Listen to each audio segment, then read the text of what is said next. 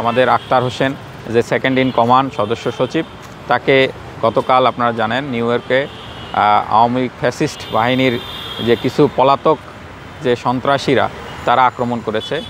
এরা দেশে না, দেশের বাইরে যেও পলাতক হয়ে অপরাধীরা বিভিন্ন জায়গায় আশ্রয় নিয়ে বিভিন্নভাবে গুপ্ত হামলা করার চেষ্টা করছে। আমরা এই হামলাতে কখনোই দমে যাব না। আপনারা জানেন জুলাই আগস্টে আমরা যেভাবে আমাদের জীবন মৃত্যুর সম্মুখীন হয়েও আমরা আন্দোলন করে গেছি, বাঁচব কি মরবো এটা কখনোই নিশ্চিত ছিলাম না। এখনও আমরা সেই আন্দোলনের মধ্যেই আছি।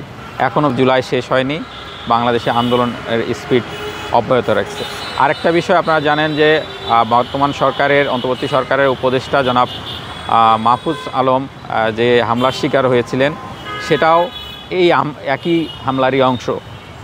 কারণ তারা চাচ্ছে জুলাই আগস্টকে প্রতিহত করতে, জুলাই স্পিরিটকে প্রতিহত করতে, জুলাই চেতনায় যারা উদ্ভাসিত হয়ে যে আন্দোলনে ছিল তাদেরকে সবসময় দমানোর জন্য চেষ্টা করা হচ্ছে। তো তারই অংশ হিসেবে মাহফুজ আলমকেও হামলা করা হয়েছিল। এবং আপনারা জানেন আসিফ নজরুল যে আইন উপদেষ্টা, তাকেও হামলার শিকার করা হয়েছিল। বাংলাদেশের যে বাংলাদেশপন্থী হিসেবে মানুষের যে জাগরণ সেটা অব্যাহত আছে, কোনোভাবে কাউকে ছাড় দেওয়া হবে না।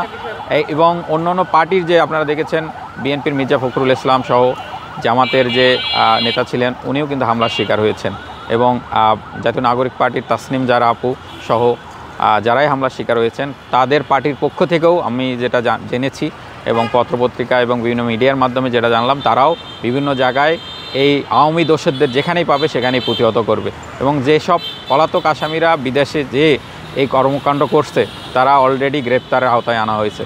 বারবার এনসিপির ওপর বা এনসিপির সদস্যদের ওপর, তাদের অফিসের ওপর হামলা করার একটাই টার্গেট, যে বৈষম্যবিরোধী ছাত্র আন্দোলন থেকে শুরু করে যে নতুন রাজনৈতিক ধারা আসছে, এই নতুন রাজনৈতিক দলের মোস্ট অফ দ্য লোকজনই বৈষম্যবিরোধী ছাত্র আন্দোলনে জড়িত ছিল।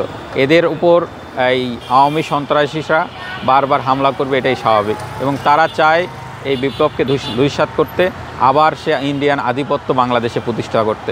এই জন্যই তারা বারবার হামলা করে, গুপ্ত হামলা করে যাচ্ছে বিভিন্ন সংস্থা, বিভিন্ন ব্যক্তির মাধ্যমে, বিভিন্ন উপায়ে।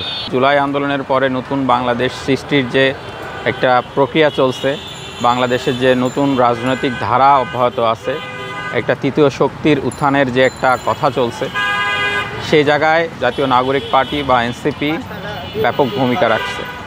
তো জুলাই আন্দোলনের পর থেকেই বৈষম্য বিরোধী আন্দোলনে যারা জড়িত ছিল তারাই টার্গেট ছিল। তাদের মেইন অংশটাই আজ এনসিপি নামক যে রাজনৈতিক দল আমাদের, সেই রাজনৈতিক দলে জড়িত। তো তাদেরকেই প্রতিহত করার জন্যই মূলত সব সময় চেষ্টা করা হয়।